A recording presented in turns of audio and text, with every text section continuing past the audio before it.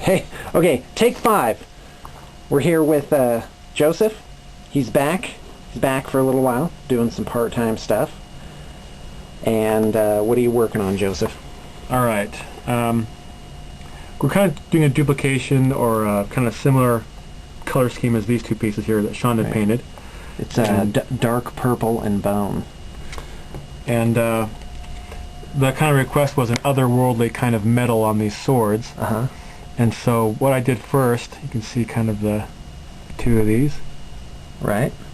Oh, and those are from the Blood Letters of Cahorn kit. Yeah. Very nice pieces. And I did kind of a light kind of silver glaze on the undertone and waited for that to dry. Base coat of silver. Yeah, base coat of silver, waited for that to dry. And then what I did is I did a wet mix of some of our trench coat color and tan and some purple, and mixed those in wet so that they blended together real smoothly. And then I waited until they were somewhat dry, and then I went over them with a brush again to get kind of the marbling look with the paint. Right. And so you let it dry halfway. Just a little bit, yeah. And so that kind of gave it the marbling. Oh, there's a sword making term for that. I can't remember it. But it kind of makes it look kind of like this organic. It's some sort of Spanish term. Somebody's going to know who watches this. Okay. Anyway, so it kind of gives it an organic, kind of alien look to the metal. I'm going to take some still pics of these because you really did something amazing with them. Now, tell me about this little cauldron here.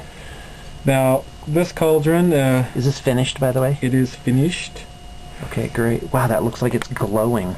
Yeah. I think the trick with glowing is you put lighter in the middle, and then it moves out to darker. And then the trick with depth is you put darker in the middle, moving out to lighter. And with the reflection of light, you want to put as the reflection, not the brightest color and not the darkest color, but kind of like 1 or 2 steps from the brightest, and that's going to be your reflecting color on that. Wow. That's really neat. A little bit of object source lighting there. Well, Joseph, I got to hand it to you. This is some really nice stuff. I'm looking forward to taking some still pics. Gracias. And having you around the studio. This is loads of fun. It's gonna be good. Cool. So I'm sure everyone's curious to know where you've been. Oh, I've been gallivanting around the countryside. Yeah. Tennessee for a while, Hawaii twice, Oregon once. You can't ever get that feeling like, what would it be like to live here, or what would it be like to live there? And so no. To get that, well, the hippie people in the world have that feeling. I'm like, what's on TiVo? Yeah, so like, but to get please that continue. Sensation, now we're like, okay, let's go try to live here and see what it'd be like to stay that we have. And so we did all that, and Utah's home for now. And so so you had your fill? Are your rambling days over? Rambling days are over. You don't sound very sure. I'm thinking like when I get older, I'll probably go somewhere where it's green. Right. Or make it not rain green enough here in the Highland Desert. Well, we got pretty good chances now with our global climate changing. It could get pretty rainy people here. Talk like it's a bad thing. Yeah, I'm like, bring it on. More farmland in Greenland. Yeah, that's great. Rain in the west that you never get. Hey. Yeah, exactly. Flood New York, green up Utah. That's okay.